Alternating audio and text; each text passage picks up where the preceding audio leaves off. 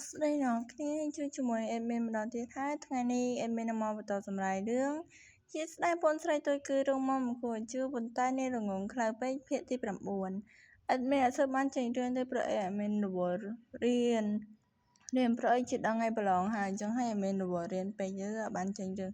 ឲ្យអ្នកគ្នាលឿនទេអញ្ចឹងហើយ admin ជ្រាបពេទ្យនីតិចតួចពីការដែលថ្នាក់ទី9គេប្រឡង admin មកធ្វើមេរៀនឲ្យអ្នកគ្នាសិនច្រឡំធ្វើរឿងឲ្យអ្នកគ្នាសិន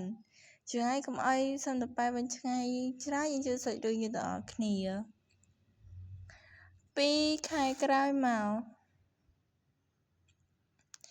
យាយឈៀវនេះកំពុងដេកលក់ទៀតហើយឬក្រោបឡើងបងប្រុសច្បងមីងនិងបងប្រុសច្បងស៊ូនឹងមកជ្រើសរើសសិស្សខាងក្នុងពីនិកាយខាងក្រៅរបស់យើងលោកគ្រូចៅបានប្រាប់យើងឲ្យជួបជុំគ្នានៅទីលាន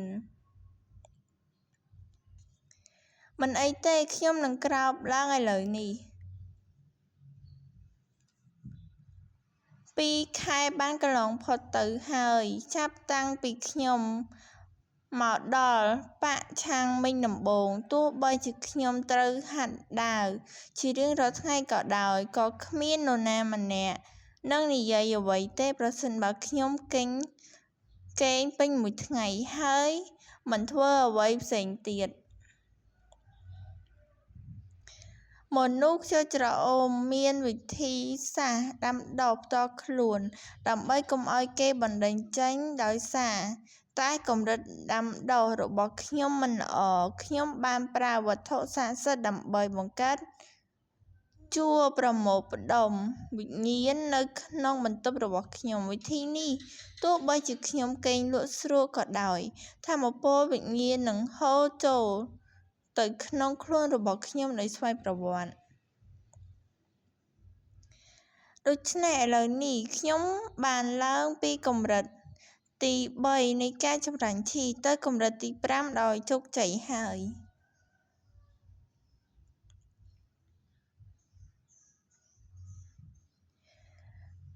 យាយឈៀវមើល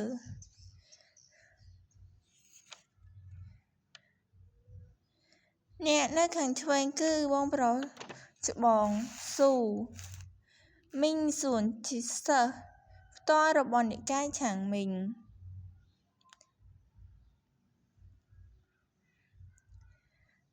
អ្នកនៅខាងស្ដាំគឺបងប្រុសច្បងមីងតើនោះជាមីងសួនមែនទេគាត់សង្ហាមែនទេពួកស្រីជាច្រើននៅក្នុងនិកាយឆាងមីងរបស់យើងចង់រៀបការជាមួយគាត់ពួកគេប្រហែលជាខកចិត្តរបស់គាត់មិនស្ថិតស្ថេរទេគាត់អាចនឹងឆ្កួតនៅថ្ងៃណាមួយនៅក្នុងប្រលោមលោកមីងសួនបានធ្លាក់ចូលទៅក្នុងផ្លូវអារក្សពីព្រោះគាត់មិនអាចទម្លាក់កម្រិតនៃការហ្វឹកហាត់របស់គាត់អស់រយៈពេលជាច្រើនឆ្នាំ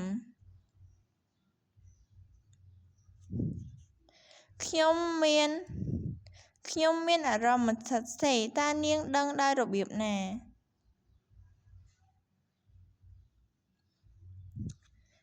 នាងជាសមាជិកនិកាយខាងក្រៅដែលខ្ញុំបានប្រាប់អ្នកកាលពីពេលថ្មីនេះតើវាមិនគួរឲ្យចាប់អារម្មណ៍ទេ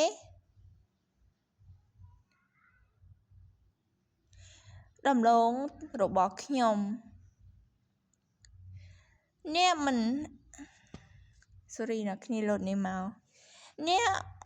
អាចនិយាយជាមួយក្មេងស្រីបែបនោះទេ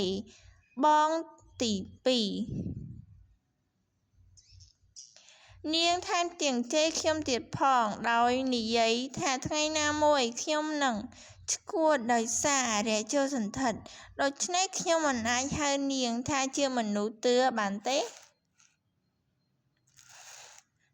ក្មេងស្រីគឺជាសត្វដែលគួរឲ្យស្រឡាញ់បំផុតនៅក្នុងពិភពលោក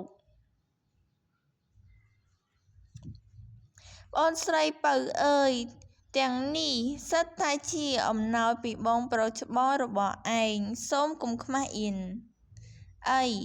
ប្រសិនបើខ្ញុំមានប្អូនស្រីតូចជាង ខ្ញុំពិតជានឹងផ្ដល់អ្វីគ្រប់យ៉ាងដល់នាង តើនាងអនុវត្តមាគ៌ាដាំដុះបែបណា តើអ្នកនិយាយពីតើអ្នកកំពុងសួរអំពីយាយសៀវមែនទេ នាងជាអ្នកហ្វឹកហាត់ដាវ ហើយចំណាត់ថ្នាក់របស់នាងគឺជាមធ្យមឆ្ងាយពីអ្វីដែលសិស្សខាងក្រៅឆ្នើមអាចសម្រេចបាន បញ្ហាគឺថាក្មេងស្រីម្នាក់នេះត្រឡប់ទៅទីធ្លាវិញបន្ទាប់ពីហ្វឹកហាត់ដាវរបស់នាងពេញមួយថ្ងៃ ហើយខ្ញុំមិនដឹងថានាងត្រូវគេងលើអ្វីនោះទេ តើសិស្សដែលគ្មានការលើកទឹកចិត្តបែបនេះអាចដឹងយ៉ាងដូចម្តេចថាចិត្តរបស់ខ្ញុំមិនស្ថិតស្ថេរ ហើយរឿងរបស់យើងក៏ចប់នៅត្រឹមតែប៉ុណ្នេះដែរអ្នកគ្នាចាំជួបអេដមីននៅវីដេអូក្រោយថ្ងៃនេះអេដមីនរឿងនិយាយរឿងលឿនបន្តិចហើយប្រអីទៅពេលអេដមីននិយាយរឿងតិចទៅគឺអត់មានអ្នកស្ដាប់អេដមីនចូលទេហើយណាមួយអេដមីននិយាយទៅសលេងស្អកផងចាមួយថ្ងៃនេះគឺអេដមីនវក់ឈឺខ្លាំងមែនទែនចាឈឺសើថាអេដមីនទិញថ្នាំមកផ្ទះអីលេបអស់ព្រាមហ្មងចឹងហើយវីដេអូហ្នឹងមានតែប៉ុណ្្នឹងទេចាំជួបគ្នានៅវីដេអូក្រោយភាគទី10ណាអ្នកគ្នា Goodbye